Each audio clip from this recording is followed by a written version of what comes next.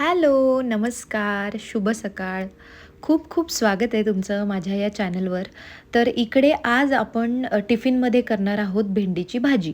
सगळ्यात आधी स्वच्छ भेंडी पुसून आणि धुवून घेतलेली आहे. त्यानंतर त्यामध्ये आपण थोडंसं मीठ, लाल तिखट आणि तुम्हाला हवे ते मसाले तुम्ही यामध्ये ॲड करू शकता. मी सगळ्यात महत्त्वाचं विसरले ते म्हणजे डाळीचं पीठसुद्धा मला यामध्ये ॲड करायचं होतं, पण मी पुढे ॲड केलेलं आहे. तुम्ही आत्ताच टॉस करतानाच याच्यामध्ये 1 चमचा डाळीचं पीठ ॲड करू शकता. त्यानंतर मोठी कढई घेतलेली आहे. यामध्ये तेल टाकून घ्यायचं आहे आणि त्यानंतर मी त्यामध्ये कढीपत्ता, जिरे, मोहरी, थोडंसं हिंग आणि बारीक चिरून घेतलेला कांदा यामध्ये ॲड केला आहे. तो छानपैकी परतून घ्यायचा. तेलामध्ये आधी भेंडी परतून घेतली, ती बाजूला काढली तरी चालते. तर इथे मी विसरले म्हणून दुसऱ्या कढईमध्ये थोडंसं तेल गरम करून घेतलं आणि जी भेंडी आपण टॉस करून घेतली होती किंवा जे मसाले लावून घेतले होते तर ती याच्यामध्ये घालायची आहे आणि छानपैकी तेलामध्ये परतून घ्यायची आहे. आणि त्यानंतर यामध्ये 1 चमचा मी डाळीचं पीठ ॲड केलेलं आहे आणि हे सुद्धा आता छान भेंडीमध्ये आपल्याला मिक्स करून घ्यायचं. तर मी यामध्ये दह्यातली भेंडी करणार आहे. तीच भाजी खाऊन कंटाळा येत असेल तर अशा पद्धतीची थोडीशी वेगळी भाजी तुम्ही ट्राय करू शकता. भाजी तीच, परंतु करण्याची पद्धत वेगळी.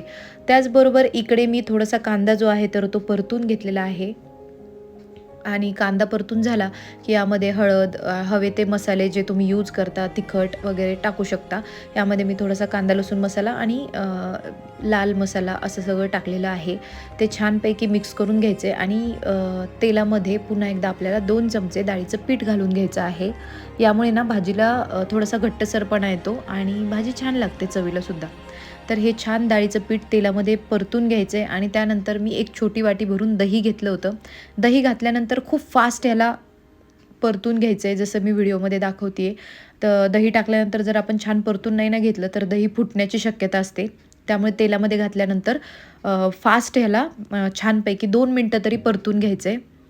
आणि तुम्ही इथे बघू शकता छान आपली ग्रेव्ही जी आहे तर ती रेडी झालेली आहे.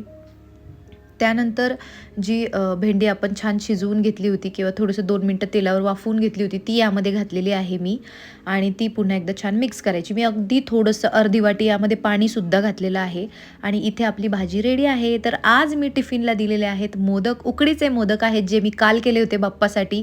त्यानंतर थोडासा प्रसाद होता तर उत्कर्ष मला बोलले की मी ऑफिसला घेऊन जाणार आहे.